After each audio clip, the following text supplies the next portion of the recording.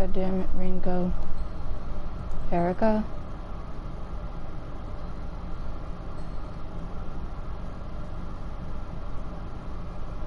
No one wants to talk about it, but it's all that's on anyone's mind these days. Mysterious things are happening all around Shibuya. Sightings, attack, disappearances, fear. How's a kid supposed to be a kid in a time like this? But honestly, Ryota never really was like most kids. He's not usually glued to his phone all day.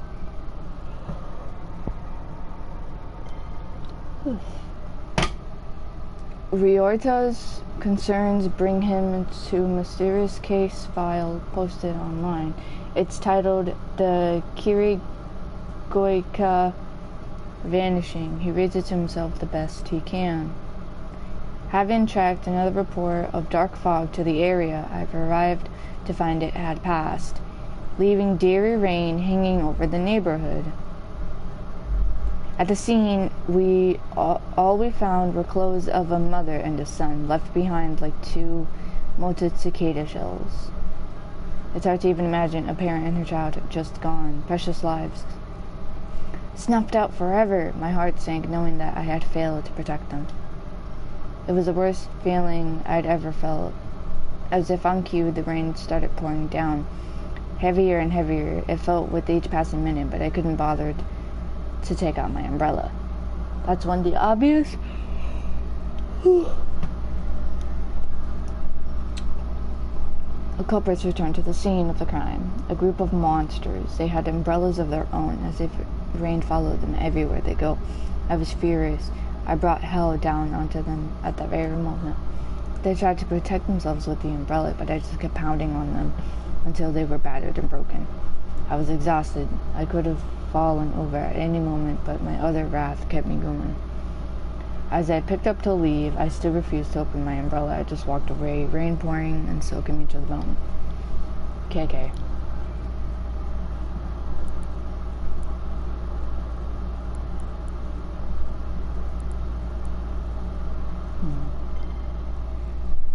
Unable to shake, the monsters are all around him. Ryota navigates on his phone to a document called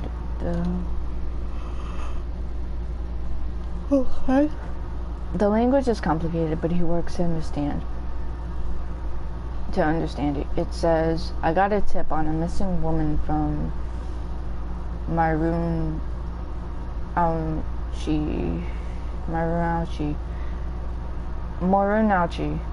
When you've been a detective as long as I have, you tend to build up a big network of contacts. I can't read for shit.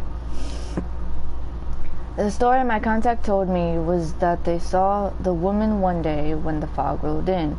It blanketed the area and then poof, she was gone.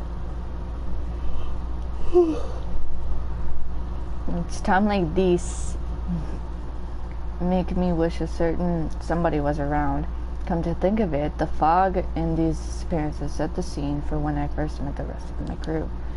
Everybody kept talking about the folks just up and disappearing. I thought that it was a load of horse shit. It wasn't until I met them and my encounter that I believed. Ever since then, I've been haunted by what I would have once called hallucinations.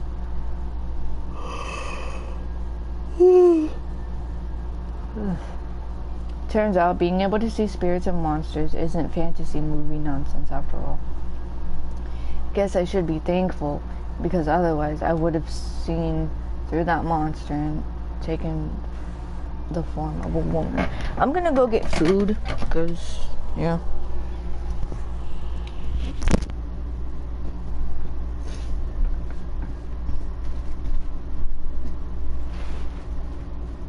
You're alive.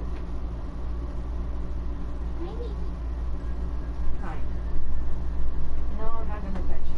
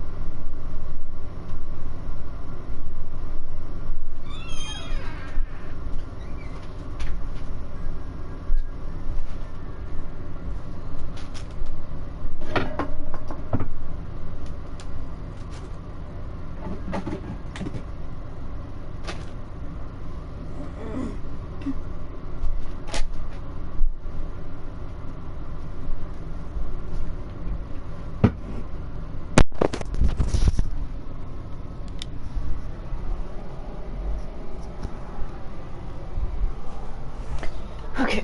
When I searched the scene, I spotted a woman's handbag, found the missing lady's ID cards in there. Then I came across some clothes that looked like they would have been hers. They were a little pile, but the way they had fallen made it clear her body had just vanished. I had finally managed to get my hands on a solid enough lead to work with. KK. So these monsters really live among us. These case files say that yes, they certainly can. And do, according to this one.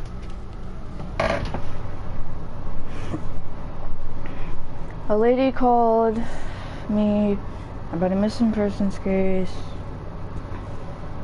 About a missing person who vanished from the bathroom of her apartment. Usually I'd brush it off as another runaway, but after seeing the crows circling above her apartment, I had a feeling there'd be more than this.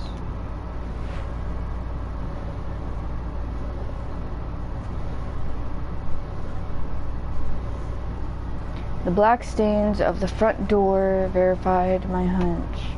It turns out that I'm the only one that can see these black stains. The lady who lived there and showed me in made no signs of noticing it. She showed me the bathtub and gave me a play-by-play of what happened. Her boyfriend was taking a bath longer than usual, so she went to the bathroom to check on him. When she opened the door, her boyfriend was gone, and for a short instant there was a reflection of an old shrine on the surface of the bath water. I rubbed my finger on the rim of the bathtub, and there was a transparent, sticky slime-like substance on it, a reflection of a shrine showing on the water surface. I'll need to talk further with my team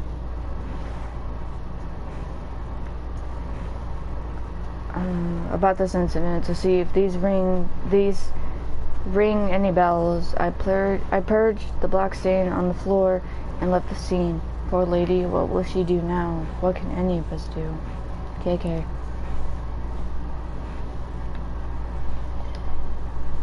In these posts, the kid had found something, or rather someone called KK has been looking into monsters.